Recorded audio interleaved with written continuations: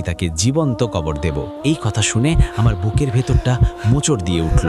আমি সেখানে দাঁড়িয়েই আল্লাহর কাছে দোয়া করতে লাগলাম। কিছুক্ষণ পর খবর এলো মেয়ে হয়েছে।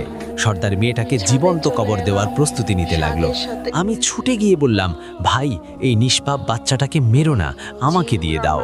সে বলল, দিব না, আর যদি নিতেই হয় তবে তোমার উট দুটো আমাকে দিয়ে দিতে হবে।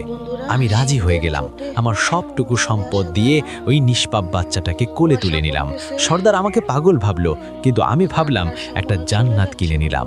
সেই ছোট্ট মেয়েটা আমার বুকে মাথা রেখে যখন হাসলো, আমার মনে হলো দুনিয়ার সব সুখ আল্লাহ আমাকে দিয়ে দিয়েছেন। তারপর থেকে এটাই আমার নেশা হয়ে গেল। আমি গ্রামে গঞ্জে ঘুরে বেড়াই, যেখানেই শুনি কেউ অভাবের কারণে বা কুসংস্কারের বশে কন্যা সন্তানকে মেরে ফেলতে চায় বা রাখতে চায় না, আমি ছুটে গিয়ে তাদের দায়িত্ব নিয়ে নিই। ইয়া রাসূলুল্লাহ, আজ আমার ঘরে এমন 300 মেয়ে আছে।